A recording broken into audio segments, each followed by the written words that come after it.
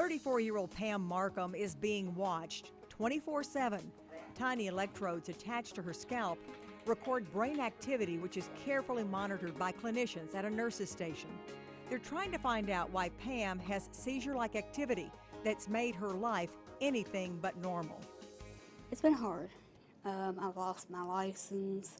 I've fallen down stairs, broken bones, my nose, glasses. You know, you can't hardly stay at home alone. Pam was finally referred to the Epilepsy Monitoring Unit at Norton Brownsboro Hospital, which is specially designed for patients suffering with seizures. These spacious rooms become home for up to 2 weeks as doctors try to find out what's not working in the brain. Epilepsy is actually a very common disorder. 1 out of 10 people will have a seizure sometime in their lifetime. About 1 to 2% of the population as a whole will develop epilepsy. Dr. David's son is with the Norton Neuroscience Institute. He's a neurosurgeon who specializes in treating people with epilepsy. He says medication works for 70% of those who have seizures. For the others, like Pam Markham, these patients who have medically refractory epilepsy need to be evaluated for other treatment options. Those include surgery. for people like Pam Markham, the Epilepsy Monitoring Unit here at Norton Brownsboro Hospital is a unique opportunity to find out what's causing their seizures and how to stop them. Something else that's unique is the team approach, treating each patient as an individualized case. And that team includes neurologists, neurosurgeons, nurses, and technicians using cutting-edge technology. Dr. Tarek Zakaria is a neurologist who spends hours in the Epilepsy Monitoring Unit. His specialty is treating epilepsy. He says getting all the facts before treatment is key. So the first thing in the workup for patient with epilepsy will be to take a good clinical history, do a very comprehensive exam, and then do an MRI of the brain to see why they have epilepsy, and finally do a brainwave test, which is called EEG.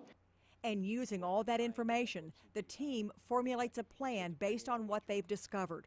For some, that will mean surgery. On this MRI, again, you see this milky area right in the middle part of the temporal lobe. You see it here, you don't see it over here. And this is suggestive of scar that's likely causing this patient's seizures. If we take out this part of the brain, we have an 80% chance of making this patient's seizures go away completely while having essentially zero side effects. And giving people their life back is something that Dr. Zakaria and the rest of the team are passionate about. I am very passionate about this because this is a real problem, and there are options that we can help patients with, including medications, including surgery. So we are very, very excited about our program. And surgery may be a possibility for Tracy Hoagland, who hasn't worked in years because of ongoing seizures. Her smiles have faded as the seizures have taken a toll. But she and her husband have been to the Epilepsy Monitoring Unit at Norton Brownsboro Hospital and are hopeful for the first time in years.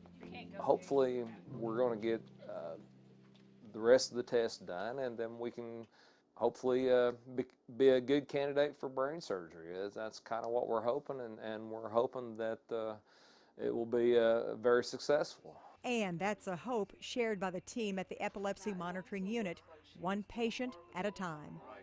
And that's why our mission, our goal in this program is to get every patient seizure-free and with no side effect, and try to get them the best quality of life that they would like to have.